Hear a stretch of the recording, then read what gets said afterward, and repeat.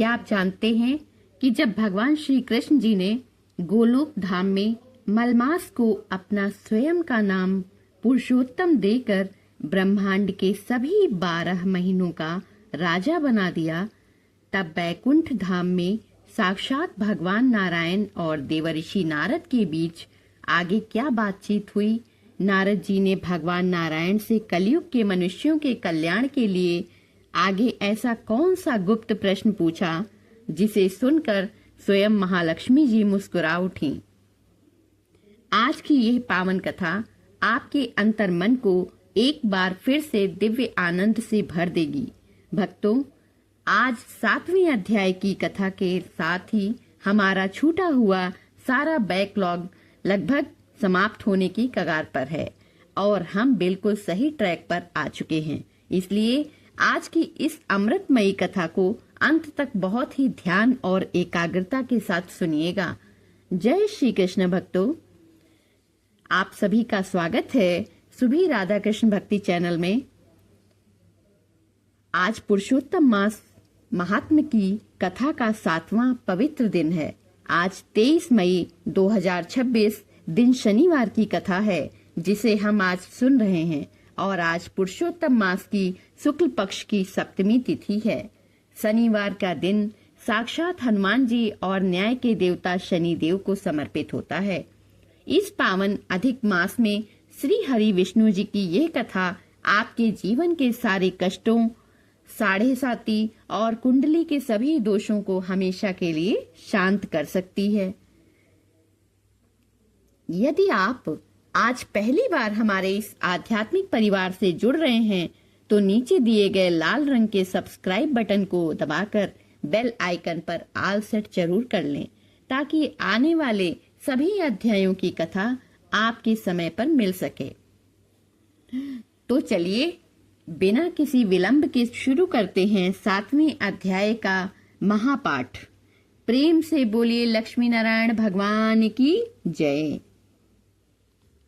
भक्तों, व्यासपीठ की मर्यादा के अनुसार कथा प्रारंभ करने से पहले आइए श्री राधा कृष्ण और नारायण जी के चरणों में वंदन करें और उनका पावन ध्यान धरें।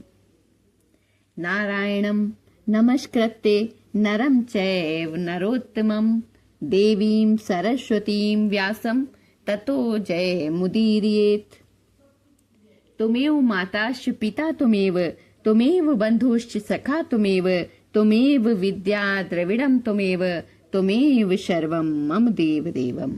अर्थात हे सर्वव्यापी भगवान नारायण, आप ही मेरी माता हैं, आप ही मेरे पिता हैं, आप ही मेरे भाई हैं और आप ही मेरे सच्चे मित्र हैं। हे प्रभु, आप ही मेरी विद्या हैं, आप ही मेरा धन और ऐश्वर्य हैं।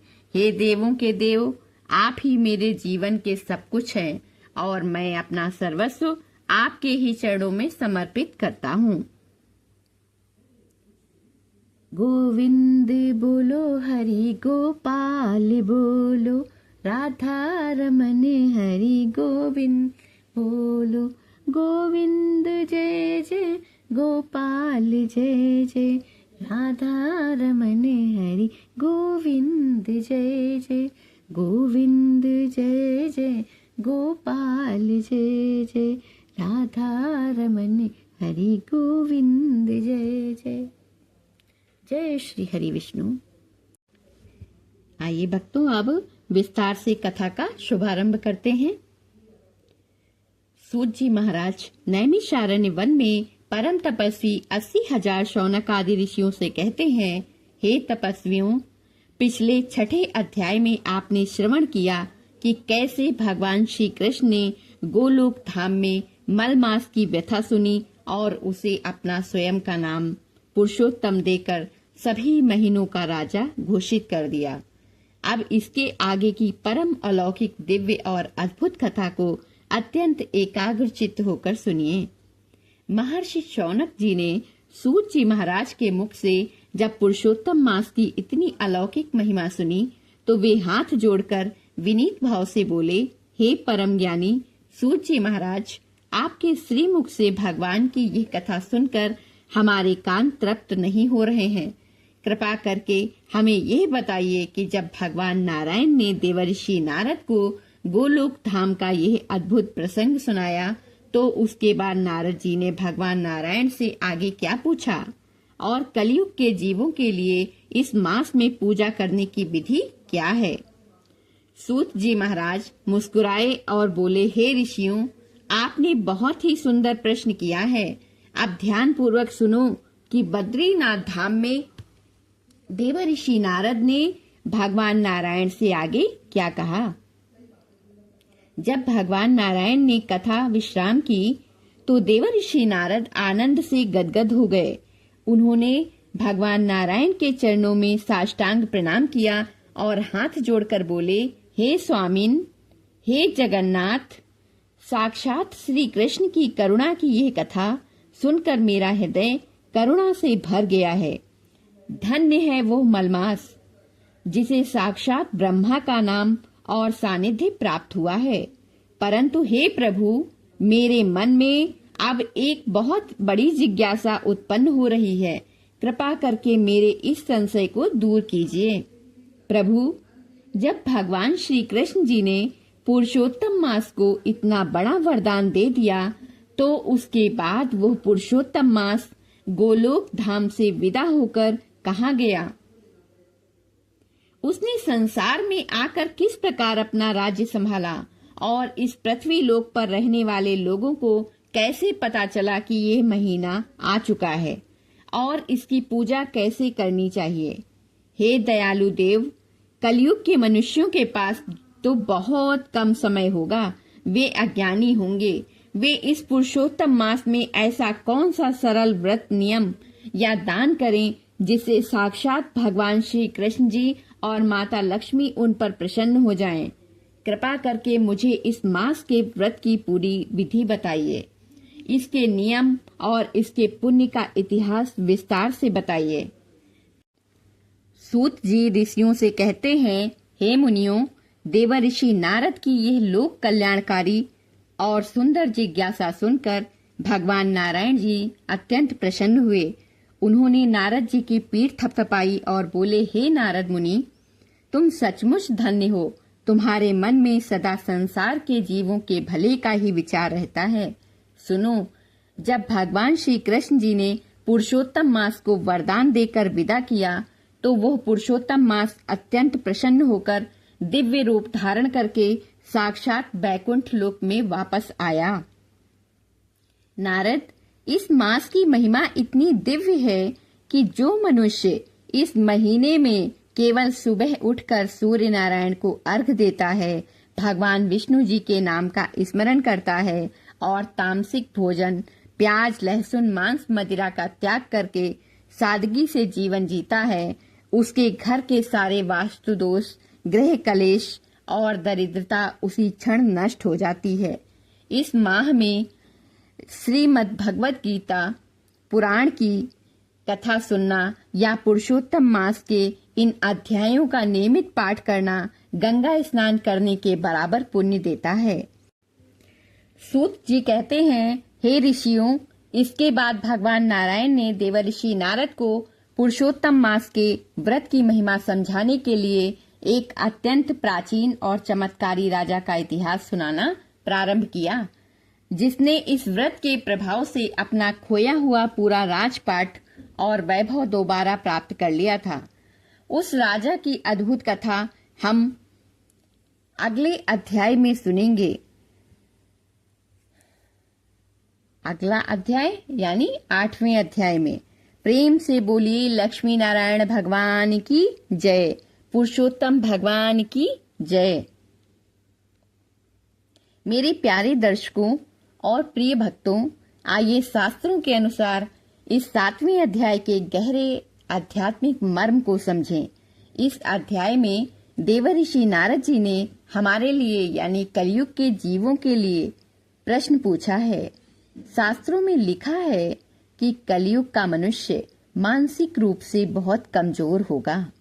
वो छोटी छोटी बातों में घबरा जाएगा, अवसाद यानी डिप्रेशन में चला जाएगा और चिंताओं में घिरा रहेगा। ऐसे समय में भगवान नारायण जी ने जो मार्ग बताया वो बहुत सरल है। भगवान कहते हैं कि अगर आपके पास बहुत बड़ी पूजा करने का समय या पैसा नहीं है तो कोई बात नहीं, आप सिर्फ अपने विचारों को शुद्ध रखिए, किसी की निंदा मत कीजिए, किसी का दिल मत दुखाइए और रोजाना नियम से केवल 20 मिनट निकालकर इस पावन कथा को सुन लीजिए। केवल कथा सुनने की यह निरंतरता ही आपके जीवन के बड़े से बड़े संकट को टालने की शक्ति रखती है। ईश्वर को आपकी बड़ी बड़ी पूजा सामग्रियां नहीं बल्कि आपके मन की शुद्धता और निरंतरता पसंद है। भक्तों, चूंकि आज पुरुषोत्तम मास का 7वां दिन है और यह शनिवार की पावन कथा है, इसलिए शनि दोष, पितृदोष और जीवन की बाधाओं को दूर करने के लिए आज आपको यह विशेष महाउपाय अवश्य करना चाहिए। पीपल के वृक्ष में जल और दीपक। आज के दिन सुबह या शाम के समय किसी पवित्र पीपल के वृक्ष के पास जाएं, पीपल के पेड़ की जड़ में थोड़ा सा जल अर्पित करें और वहां सरसों के तेल का एक दीपक अवश्य प्रज्वलित करें। पीपल के वृक्ष में साक्षात भगवान विष्णु जी और पितरों का वास माना जाता है। शनिवार के दिन पुरुषोत्तम मास में पीपल की पूजा करने से कुंडली का बड़े से बड़ा शनि दोष और पितृदोष तुरंत समाप्त हो जाता है। ओम नमो भगवते वासुदेवाय का जाप करिए। आज रात को सोने से पहले भगवान विष्णु जी के इस महामंत्र का कम से कम 108 बार मानसिक जाप करें। इससे रात को बुरे सपने नहीं आते, मानसिक तनाव दूर होता है और सुबह उठने पर शरीर में एक नई सकारात्मक ऊर्जा का संचार होता है। तो प्रिय भक्तों, यह थी पुरुषोत्तम मास के 7वें अध्याय की पावन और दिव्य कथा।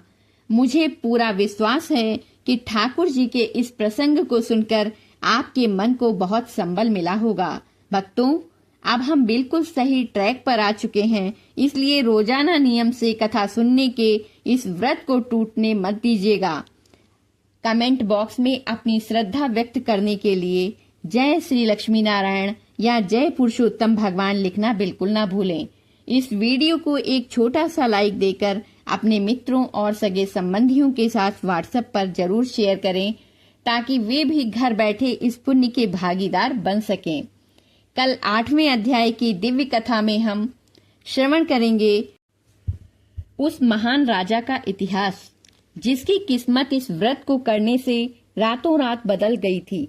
उस कथा को समय पर सुनने के लिए हमारे चैनल को अभी सब्सक्राइब करके बेल आइकन पर ऑल सेट कर लें।